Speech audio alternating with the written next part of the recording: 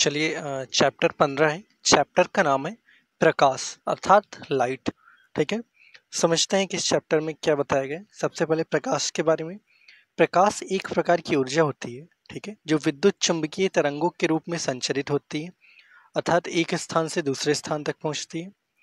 इसका ज्ञान हमें आंखों द्वारा प्राप्त होता है तथा इसकी प्रकाश की जो तरंग दैर्ध्य होती है वो 3900 एंगस्ट्रॉम से 7800 एंगस्ट्रॉम के बीच होती है। ठीक है, प्रकाश का एक फोटॉन सिद्धांत होता है। ठीक है, इस सिद्धांत के अनुसार प्रकाश ऊर्जा के छोटे छोटे बंडलों के रूप में चलता है। ठीक है, इसे फोटॉन कहते हैं। वास्तव में प्रकाश एक प्रकार की ऊर्जा होता है, ठीक है, जिसको गमन करने के लिए किसी माध्यम की आवश्यकता नहीं होती है। ठीक है, प्रकाश की तरंग अनुप्रस्थ होती है। ठीक है, वायु या निर्वात में प्रकाश की चाल सबसे अधिक होती है। ये चाल 3 × 10⁸ मीटर प्रति सेकंड, ठीक है, इतनी होती है। ठीक, और जो सूर्य का प्रकाश होता है वो पृथ्वी पर आने के लिए उसको जो समय लगता है वो होता है 8 मिनट 19 सेकंड। इतना समय लगता है पृथ्वी पर पहुंचने के लिए। ठीक है, और जब सूर्य की किरणें चंद्रमा पर पड़ती हैं और जब वो लौटकर पृथ्वी पर पड़ती हैं, ठीक है, चंद्रमा से परावर्तित प्रकाश की किरणें जो पृथ्वी पर पहुंचने में जो समय लगता है वो 1.28 सेकंड का होता है। ठीक है, चलिए हम सभी ये तो जानते हैं कि निर्वात में प्रकाश की चाल 3 × 10⁸ मीटर प्रति सेकंड होती है। ठीक है, जबकि ये जो कांच में होता है वो 2 × 10⁸ मीटर प्रति सेकंड हो जाती है। ठीक है, और जब ये जल में प्रवेश करता है तब जल में प्रकाश की चाल जो होती है वो 2.25 × 10⁸ हो जाती है। ठीक है, ये तीनों आपको याद रखने की जरूरत है। ठीक है, चलिए समझते हैं कि प्रकाश का परावर्तन क्या होता है। ठीक है, कैसे ये परावर्तित होती है।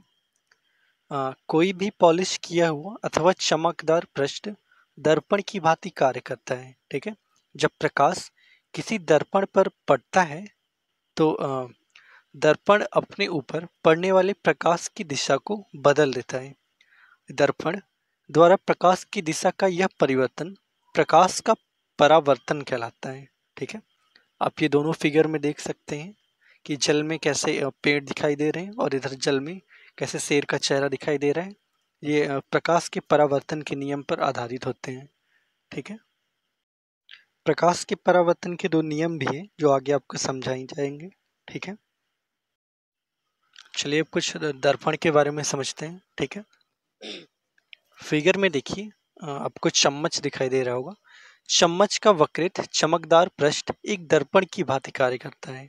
ठीक है, गोलीय दर्पण वक्रित दर्पण का सबसे अधिक सामान्य उदाहरण है।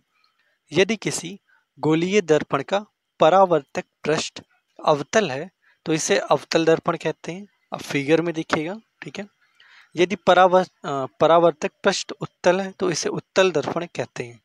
ठीक है, दोनों एग्जाम्पल नीचे देखिए, अवतल दर्पण तथा उत्तल दर्पण का एग्जाम्पल। ठीक है, जो बाहर की तरफ उभरा हुआ भाग होता है वो उत्तल दर्पण कहलाता है और जो अंदर की तरफ होता है वो अवतल दर्पण कहलाता है। ठीक है, अवतल दर्पण के कुछ प्रयोग किए जाते हैं सामाजिक रूप में।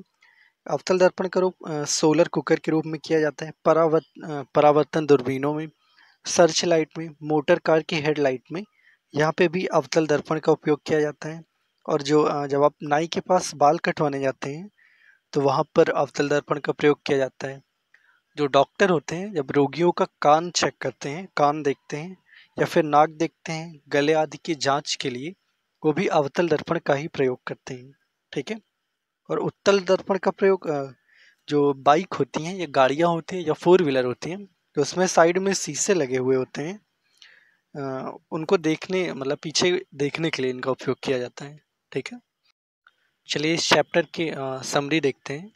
प्रकाश सरल रेखा के अनुदिश गमन करता है। कोई भी पॉलिश किया हुआ अथवा चमकदार पृष्ठ दर्पण की भांति कार्य करता है। जो प्रतिबिंब पर्दे पर प्राप्त किया जा सके उसे वास्तविक प्रतिबिंब कहते हैं। जिस प्रतिबिंब को पर्दे पर प्राप्त नहीं किया जा सकता उसे आभासी प्रतिबिंब कहा जा सकता है।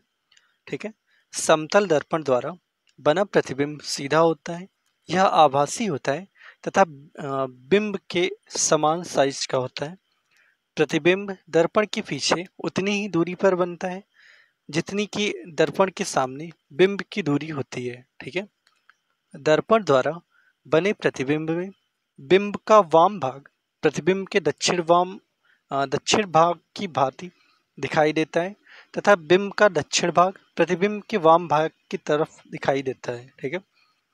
अवतल दर्पण वास्तविक तथा उल्टा प्रतिबिंब बनाता है, जबकि बिंब का दर्पण के अत्यंत निकट रखते हैं तो प्रतिबिंब आभासी, सीधा तथा आवर्धित होता है। ठीक है। उत्तल दर्पण द्वारा बना प्रतिबिंब सीधा, आभासी तथा साइज में बिंब से छोटा होता है। उत्तल लेंस वास्तविक तथा उल्टा प्रतिबिंब बनाता है। जब बिंब लेंस के अत्यंत निकट रखा जाता है तो बनने वाला प्रतिबिंब आभासी, सीधा तथा आवर्धित होता है। जब उत्तल लेंस को वस्तुओं की आवर्धित करके देखने के लिए उपयोग किया जाता है तो उसे आवर्धक लेंस कहते हैं। अवतल लेंस सदैव सीधा, आभासी, साइज में बिंदु से छोटा प्रतिबिंब बनाता है। श्वेत प्रकाश 7 वर्णों का मिश्रण होता है। ठीक है। चलिए इस चैप्टर से कुछ और समझते हैं। ठीक है।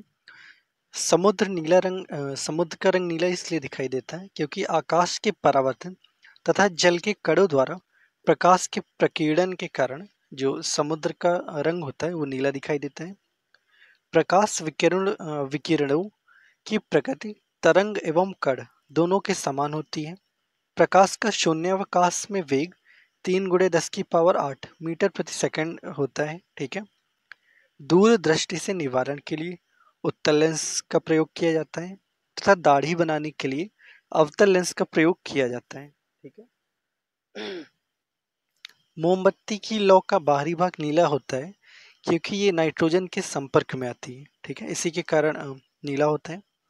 श्वेत प्रकाश में 7 रंग होते हैं तथा इसकी खोज न्यूटन ने की थी। ठीक है। जो प्रकाश में 7 रंग होते हैं, ठीक है, इसकी जो खोज की थी वो न्यूटन ने की थी।